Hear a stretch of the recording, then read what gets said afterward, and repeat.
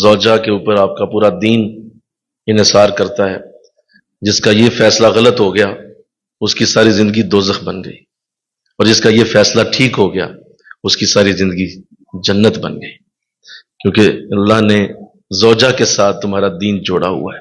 حضرت ابو ہریرہ رضی اللہ تعالیٰ عنہ سے حضور نے پوچھا، اے ابو ہریرہ تو جب شادی کرے گا نا تو پتہ تجھے کس عورت سے شادی کرنی چاہیے؟ فرمایا حضور آپ بتائیں۔ فرمایا تیرا کیا خیال ہے، کیا عورت مالدار ہونی چاہیے؟ کہا حضور اچھی بات ہے، مالدار ہونی چاہیے۔ فرمایا نہیں، مالدار سے شادی نہ کرنا۔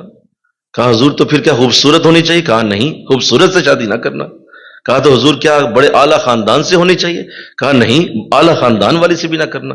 فرمایا حضور تو کس سے کروں؟ تو حضور نے جملہ بولا، فرمایا اللہ تیری ناک خاک آلود کرے، اے ابو ہریرہ تمہیں شادی کرنی ہو تو نیک سیرت عورت سے شادی کرنا، دیندار عورت سے شادی کرنا، وہ کو علم ہو، بڑی پردہ ہے، نمازی ہے، قرآن کے ساتھ بڑا اچھا تعلق ہے، کوئی ایک تو تعریف سنو اس کے دین کی، کیونکہ یہی عورت ہے جو تمہاری نسلیں سنوارے گی، یہی عورت ہے جو تمہارے گھر کو عظیم گھر بنائے گی، یہی عورت ہے جو تمہاری نسلوں کے اندر رسول خدا کا عشق ڈالے گی، قرآن کا پیار ڈالے گی، جو تمہیں نماز کی طرف راغب کرے گی، جو تمہیں اللہ اور رسول سے ملنے کے طریقے بتایا کرے گی۔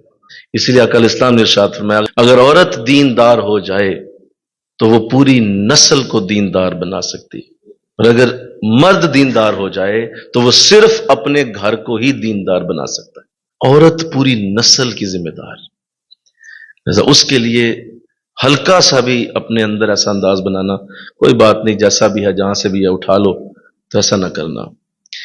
حضور اسلام کی ایک اور حدیث بھی سنیے، آپ نے ارشاد فرمایا سنو میرے صحابہ، جوڑ میں کھلے ہوئے کنول سے بچنا۔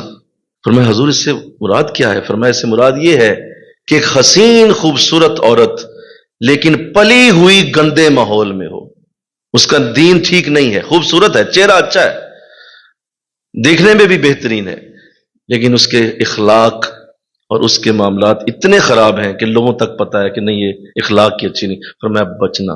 آج جو طلاقوں کی شرح بڑھ رہی ہے، آج جو جگہ جگہ یہ جو فساد برپا ہے، اس کے پیچھے یہی وجہ ہے کہ دیندار عورتوں کا انتخاب نہیں کیا جاتا۔ یاد رکھیے کہ دین اصل ہے، دنیا اس کی نقل ہے۔ جس کو دین مل جائے دنیا خود ہی ملتی ہے اسے، اللہ عزت بھی دے دیتا ہے، مال بھی دے دیتا ہے، شہرت بھی دے دیتا ہے، اللہ صحت بھی دے دیتا ہے، اولاد بھی دے، سب کچھ، کیونکہ دین حاصل ہے، اور صرف دنیا حاصل ہے، سوائے تکلیف، پریشانی، دکھ، تکلیف اور آزمائشوں کے کچھ نہیں حاصل ہوگا، کیونکہ دین نہیں ہے۔